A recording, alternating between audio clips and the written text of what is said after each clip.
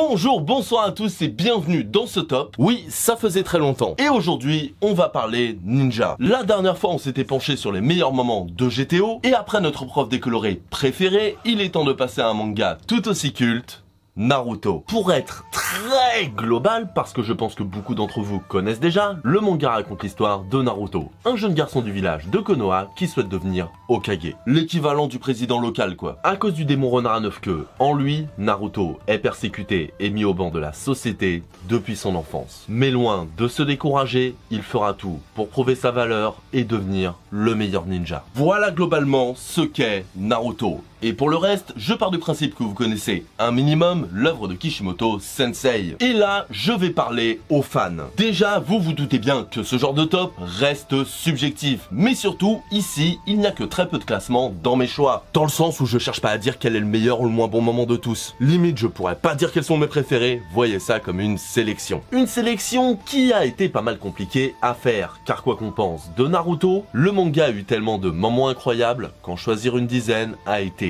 très difficile. Du coup, pour me faciliter la tâche, je ne parlerai ici que des Naruto classiques et uniquement en format papier. Donc Shippuden, Gaiden, Boruto ou autre filler, ça dégage. Et bien sûr, c'est évident, mais il y aura des spoils. Donc vous voilà prévenus. Donc si tout est bon pour vous, on va pouvoir commencer ce top des meilleurs moments de Naruto. Alors sortez votre meilleur jutsu, un bâton frontal et votre meilleur ramen des familles.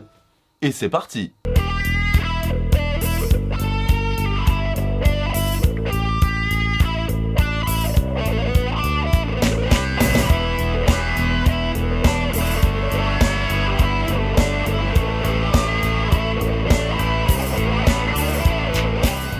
Numéro 10, et on va commencer par le commencement avec Iruka défendant Naruto contre Mizuki dans le tome 1. Alors que Mizuki tente de prendre le rouleau des techniques interdites qu'il a fait voler à Naruto, Iruka fera face à son collègue afin de défendre le jeune ninja qui, touché par le geste de son professeur, le défendra à son tour. Et quand je dis commencement, c'est littéralement. On a ici ce que deviendra le personnage de Naruto. Dans les premières cases du manga, on le voit faire le con pour attirer l'attention, avoir un manque de talent pour les arts ninja et la discipline, mais c'est grâce à Iruka et le fait qu'il reconnaisse sa valeur que notre héros va réellement changer et tout faire pour atteindre son but sans jamais flancher, devenir Hokage. Ce moment nous montre que parfois, il suffit d'une personne ou d'une phrase pour changer la vie de quelqu'un.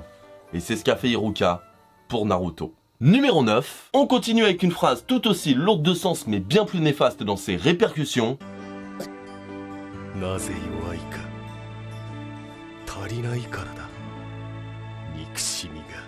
Apprenant qu'Itachi est revenu à Konoha pour trouver Naruto, Sasuke saisit cette occasion pour obtenir sa vengeance envers le tueur de son clan. Mais malheureusement, face à la puissance de son frère, celle de Sasuke paraît dérisoire. Et c'est alors qu'Itachi lui donnera une explication pour leur différence de niveau. Sasuke n'a pas assez de haine envers son frère. Un moment marquant du manga. Et pas uniquement parce qu'il participe à introduire l'un des persos les plus classes et puissants de l'œuvre, mais parce que, comme celle d'Iruka à l'égard de Naruto, les paroles d'Itachi changeront le destin de Sasuke. C'est ce moment, cette phrase et ce sentiment d'impuissance qui seront décisifs dans le choix de Sasuke de rejoindre Orochimaru. Alors peut-être que même sans cette confrontation, il serait quand même parti. Mais déjà, ce n'est pas sûr, et surtout, ça ne serait probablement pas fait de cette manière. Ce moment a aggravé le désir de vengeance de Sasuke, le rendant de plus en plus aveugle à ceux qui l'entourent. Ce genre de passage marquant sur le moment, et qui en plus ont des conséquences bien plus graves qu'on pourrait l'imaginer. Numéro 8, et on passe à un moment qui aujourd'hui pourrait pas paraître si incroyable que ça, mais à l'époque, quand je l'ai lu, ça m'a énormément marqué. Alors qu'il était en train de renverser la situation face à Haku, Sasuke se sacrifiera pour protéger Naruto d'une attaque de son adversaire. Une action qui, plus jeune, m'avait complètement surpris. Pour que vous ayez un contexte, j'étais en 5ème, ma culture manga s'arrêtait à Dragon Ball, et après avoir désobéi à mon père, pardon papa, pour louer les DVD de Naruto, j'ai pris une claque. J'étais totalement séduit. L'univers, les personnages, les thèmes et morale de l'œuvre, presque tout me parlait et j'enchaînais les DVD de façon effrénée. Et là, après plusieurs épisodes où Naruto et Sasuke semblaient enfin s'entendre, ce dernier tomba face à Haku. J'étais surpris, presque choqué. Un personnage principal venait de mourir. Bon, évidemment, c'était faux. Sasuke a survécu et avec le recul, ça paraît évident. Mais à l'époque, pas pour moi. Le fait de ne pas connaître d'autres mangas et leur logique, ça couplé à mon âge et mon manque de connaissances dans les structures narratives de ce genre, m'ont permis de vraiment croire à la mort de Sasuke. Que ça y est, c'était fini. Au revoir. Et tout ça dans une scène vraiment touchante, montrant une bonne relation entre deux personnages qui font semblant de se détester. Tout ça par un antagoniste qui n'aime pas tuer mais fidèle à son maître. Ce moment n'est peut-être pas l'un des plus marquants du manga, mais pour moi, il l'a été. Numéro 7, on continue avec une mort, et celle-là pour le coup, elle est pas simulée, celle du troisième Hokage. Affrontant Orochimaru lors de son attaque de Konoha, le troisième Hokage mourra. Mais il ne mourra pas en vain en portant avec lui les capacités d'Orochimaru à utiliser le ninjutsu. Une mort qui, comme Zabuza et Aku, nous a marqué en tant que lecteur, bien évidemment. Le troisième Hokage était sage, fort, marrant, et il dégageait cette tolérance et cette humanité qui le rendait très appréciable. Mais sa mort a surtout impacté les personnages, et bizarrement, de façon plutôt positive. Ce deuil a permis de maintenir l'unité du village malgré la situation plus que critique. Sans cette tragédie, peut-être que Danzo aurait tenté de prendre le pouvoir plus tôt, peut-être qu'une autre opposition aurait vu le jour, et qui sait ce qu'il serait advenu de Konoha. Mais ce n'est pas ce qu'il s'est passé. Par sa mort, il a influencé le gouvernement dans le choix de Jiraiya, élève du troisième, pour être Hokage. Et c'est en se sacrifiant que Sarutobi a freiné les plans d'Orochimaru, en lui privant de l'usage de ses bras. Par son seul symbole, il a maintenu Konoha, malgré sa mort. Et même à plus petite échelle, le troisième a continué d'influencer son entourage. Il a renforcé les convictions de Naruto, sa mort a fait évoluer ses proches, son village, et a attisé la flamme de la volonté. Après l'héroïque sacrifice du quatrième, c'était assez dur de faire aussi noble en termes de mort. Mais pour moi, c'est réussi. Numéro 6, passons maintenant à quelque chose d'un peu plus shonen avec le combat Neji-Naruto. Baston, baston, baston. Lors de la troisième partie de l'examen des shonin, Naruto et Neji sont face à face. Mais au-delà de réussir l'épreuve, ils ont une autre motivation. Neji veut prouver que le destin est inéluctable et que les faibles ne gagneront jamais contre les génies, alors que Naruto veut venger Hinata et montrer qu'un raté peut réussir. Ce moment est tout simplement génial et à partir de ce point du top, on arrive au très lourd du manga. Même sans le combat qui en lui-même est cool, vraiment très cool, c'est bien sûr l'opposition entre les valeurs des deux personnages qui est au centre de ce moment qui le rend grandiose. L'existentialisme de Naruto face au déterminisme de Neji, on est presque sur un combat de philosophes. Alors déjà, je veux voir Sartre et Spinoza se foutre sur la gueule, et sinon je vous conseille de regarder les coups de fil si vous n'avez pas compris cette blague. L'introduction à la philo de Link the Sun marche aussi. Plus sérieusement, on pourrait croire que tout oppose les deux ninjas, que ce soit dans leur valeur ou leur motivation, alors que pourtant, ben non. Par le flashback de Neji, on comprend que son passé le rapproche plus de Naruto que ce qu'on pensait. Dès sa naissance, il a reçu une étiquette. Une étiquette qui lui colle à la peau, même aujourd'hui, et une bombe à retardement dans son corps. Par leur passé et leurs capacités, Naruto et Neji ont sans cesse été jugés. L'un de génie et l'autre de raté, mais toujours avec une étiquette. Sauf que, contrairement à Neji, Naruto ne s'est pas contenté de ça. Il est allé contre le regard des autres, contre les moqueries et les craintes que son statut suscitait. Malgré tous les obstacles, il s'est accroché à son rêve. Là où en apparence, Neji s'était résolu à son sort. Et oui, je dis bien en apparence, car on le voit pendant le match, au fond de lui, Neji n'a jamais cessé de vouloir être libre. Une liberté qu'il n'osait pas croire, mais en remportant le combat, Naruto lui ouvra la voie de tous les possibles. Si un raté peut gagner contre un génie, alors peut-être que lui peut être libre. Numéro 5, si vous le voulez bien, retournons tous ensemble à l'école afin de parler de la première partie de l'examen des Chunin et plus particulièrement de sa fin. Alors que le but caché de l'épreuve était d'inciter les élèves à tricher sans se faire prendre, Naruto qui n'a rien pigé et se refusant à copier sur les autres se retrouve avec une feuille blanche alors que va être révélée la dernière question. Ça semble plutôt mal barré. Et pour ne rien arranger, c'est à ce moment-là que l'examinateur en chef de la première épreuve annonce une règle de dernière minute. Celui qui n'aura aucune bonne réponse ne pourra jamais repasser l'examen. Les personnes partant sur le champ pourront reconcourir l'année d'après, mais à partir du moment où la question est révélée, aucun retour en arrière ne sera possible. Une situation qui ferait craquer pas mal de nerfs, mais pas à Naruto. Au contraire, il va lever la main. Pas pour abandonner, mais pour pouvoir la taper sur la table en criant de toute sa détermination qu'il n'est pas un lâche, qu'il n'abandonnera pas et qu'il deviendra Hokage. Déjà, c'est ultra badass. Que ce soit dans le manga ou dans l'anime, ce moment est fort et puissant. On sent tout le courage de Naruto après une tension des plus extrêmes. Et en plus de ça, sa confiance en lui est tellement grande et contagieuse qu'elle encourage les autres élèves restants à ne pas abandonner. Ce qui est assez balèze, oui, sauf que, contrairement aux autres, Naruto n'avait aucune bonne réponse. Il n'avait aucune certitude de pouvoir répondre à la question. Au contraire, il était même quasi sûr de se planter. Ce moment est l'un de ceux nous montrant la force du Nindo de Naruto et que sa facilité à mener les autres, même inconsciente, était déjà présente. Ça, plus la résolution et l'explication de la 10e question, ça fait beaucoup de trucs en rond, font que j'adore ce passage. Et non, j'irai pas en détail. Sur la 10e question, c'est un top, pas une vidéo d'analyse. Donc, si vous voulez ça, ben j'ai d'autres formats. Numéro 4, pour ce point-là, on va se la jouer Zidane style avec le coup de boule que met Naruto à Gaara et généralement tout le combat et les conséquences. Comme ça je peux parler du fond, de la forme, je mets plein de trucs en même temps, ouais, je gruge. En plein combat contre Gaara qui perd de plus en plus le contrôle sur lui-même, Naruto le poussera dans ses derniers retranchements, ce qui réveillera Shukaku. Afin de faire face, il fera appel à Gamabunta qui lui donnera l'occasion de réveiller Gaara. Alors, pourquoi ce moment est incroyable? Déjà, tout simplement parce qu'on a ici affaire au premier combat titanesque de notre héros. Certes, des combats impressionnants, on en a eu, mais jamais mettant autant en avant la destruction et la démesure des combats ninja. Ici, nous voyons enfin le potentiel des bijoux à l'œuvre. Sauf que si c'était juste le kiff de voir des kaijus version ninja, ben j'aurais pas forcément choisi ce moment. Ce serait pas mal fun, oui, mais quand même assez vide, ce qui n'est bien sûr pas le cas ici. Déjà, on en apprend plus sur Gaara, son enfance froide et cruelle, ainsi que l'origine de son état. Détesté de presque tous, la trahison de la seule personne qu'il aimait aura eu raison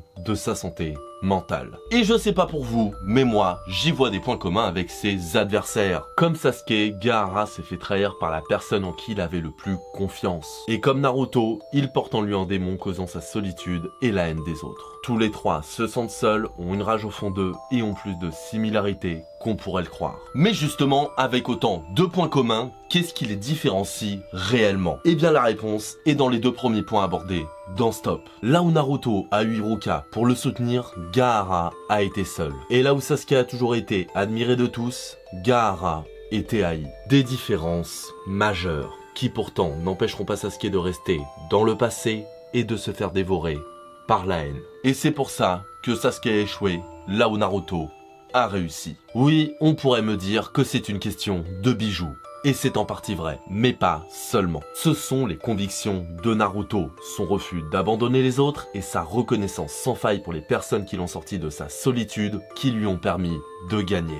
Que ce soit Naruto ou Sasuke, les deux se sont vus en Gaara, ce qui les a freinés. Car après tout, comment vaincre une personne qui se bat pour elle-même et par elle-même depuis l'enfance? Eh bien ironiquement, c'est Sasuke qui donnera la réponse à Naruto en protégeant ce qu'on aime. Grâce à Sasuke qui pourtant ne le voyait pas vraiment, Naruto comprendra que la solitude ne nous donne qu'une force de surface et que ce sont nos proches qui nous font réellement avancer. Et à partir de là, les peurs des similitudes entre lui et Gaara deviendront de la compassion. Naruto comprenant ce qu'il aurait pu devenir s'il n'avait pas été entouré, il fera tout pour sauver Gaara. Et ça commence par une patate et un coup de boule. Et pour finir, un petit discours moralisateur à la Naruto, tu connais. Numéro 3, continuons dans les combats cultes du manga avec le dernier des Naruto classiques, oui, le combat Sasuke-Naruto. À ce moment-là de l'histoire, Sasuke a sombré. Il accepte la marque laissée par Orochimaru et compte le rejoindre de son plein gré. Naruto, ne voulant pas que son ami se perde, tentera alors de l'en empêcher, ce qui amènera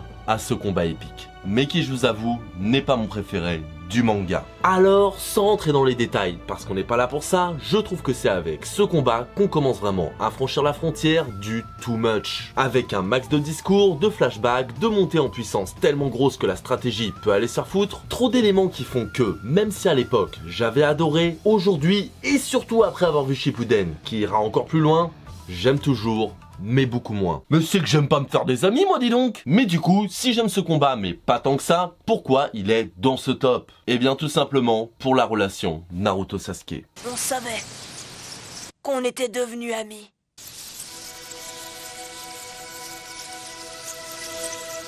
Ce n'était pas inutile. Car vois-tu, Naruto, à mes yeux, Tu es devenu un ami. Mon meilleur ami.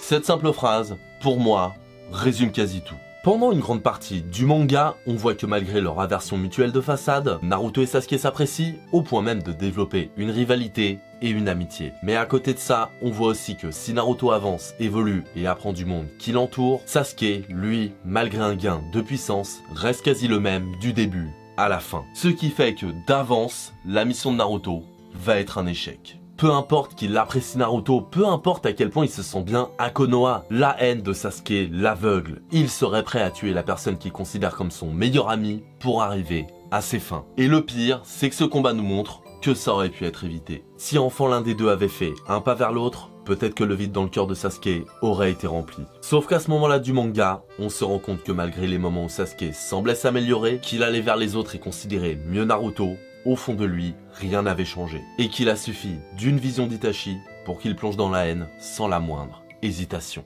Un beau moment, symboliquement fort et marquant. Un moment qui frustre par le sentiment d'inutilité du parcours de Sasuke jusqu'à maintenant, mais qui marque et changera la vision du lecteur pour le reste du manga.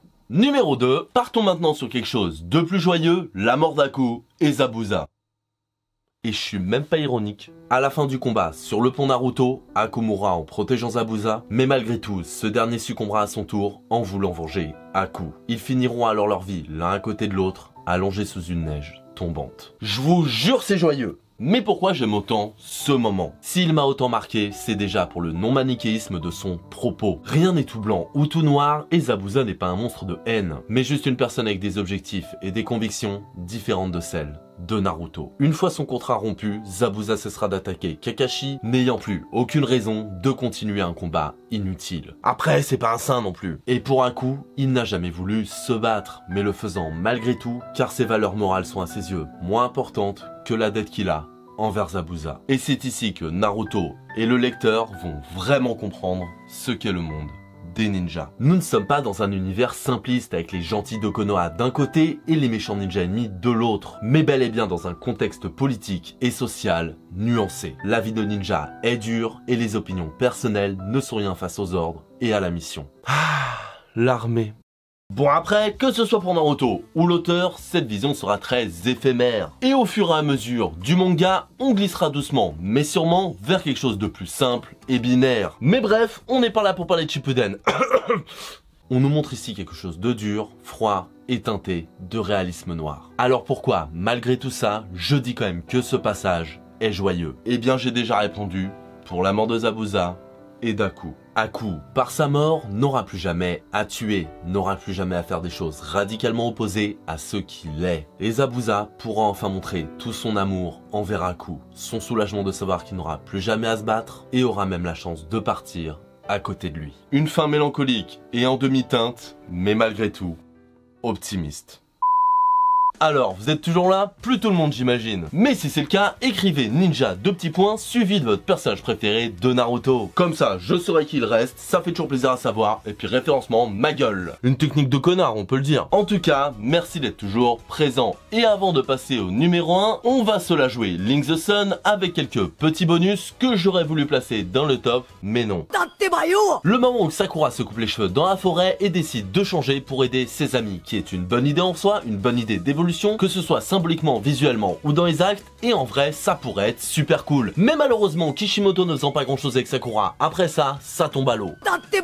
Le combat Sakura Ino pendant examen, pour les mêmes raisons que la coupe de cheveux, ça aurait pu être génial, mais comme il fait rien de ses personnages, ben c'est dommage.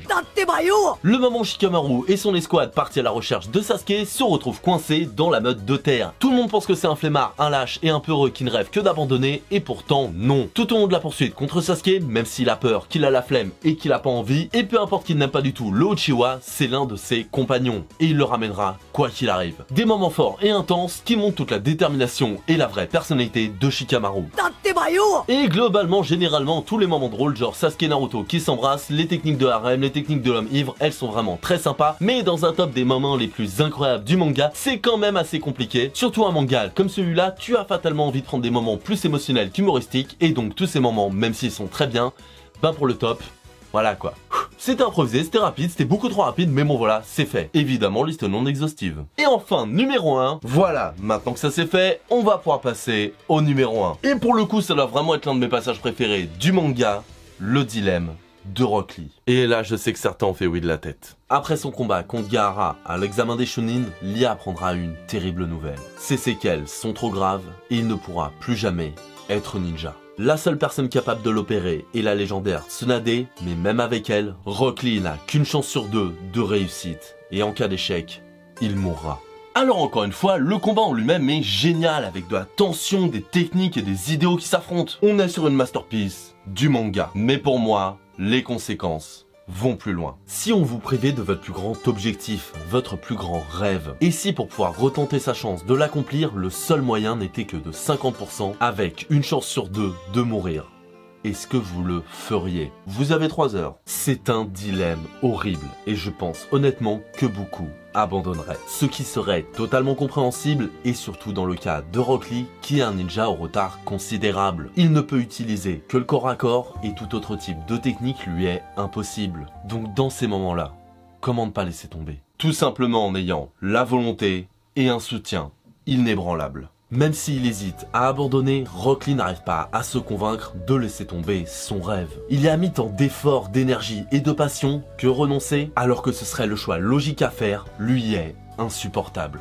Et c'est au moment où il ne sait plus quoi penser que son maître intervient. Il l'encourage à se faire opérer et si ça échouait, il suivrait son élève dans la mort pour ne pas avoir réussi à faire de lui le meilleur ninja qui soit. J'en ai des frissons. C'est grâce à ses convictions et au soutien de son maître que Lee a pris sa décision. Il n'abandonnera pas ses rêves et ira au bout de son indo. Peu importe qu'il n'ait pas les mêmes capacités que les autres, même s'il devra s'entraîner 5 fois plus dur, il n'abandonnera pas et montrera au monde qu'un ninja sans talent peut devenir exceptionnel. Je sais pas ce qu'il faut de plus. Pour conclure, c'était vraiment une galère de choisir les points de ce top. Et même une fois trouvé, c'était un calvaire de pas trop s'étaler. Ce manga est tellement riche, plein de sens et de symboles qu'en voulant traiter un seul point, 10 autres viennent naturellement. Je n'ai malheureusement pas pu parler de tout, mais j'espère quand même que ça vous aura plu, parce que je vous avoue, c'était compliqué. Mais ça prouve que dans sa version classique, Naruto a énormément de choses à nous offrir. Et pour Shippuden, peut-être qu'on verra ça une prochaine fois. Beaucoup de suspense en ce moment. Et voilà, cette vidéo est terminée, j'espère qu'elle vous aura plu. Dans tous les cas, n'hésitez pas à me donner vos avis dans les commentaires et bien sûr vos meilleurs moments de Naruto. Si vous avez aimé, j'ai fait d'autres vidéos sur Naruto et d'autres mangas et bien évidemment, n'hésitez pas à liker, partager, vous abonner à la chaîne, la petite cloche, ce serait très cool. Et comme ça, qui sait, si vous êtes beaucoup à le faire, peut-être que je pourrais suivre mon indo, à savoir vivre un minimum de mes créations. Mais dans tous les cas, que vous faites l'une de ces choses ou aucune, merci beaucoup d'avoir regardé et d'être resté jusqu'ici. Et en attendant la prochaine fois, passez une excellente journée, /soirée, /1/13 passe-temps.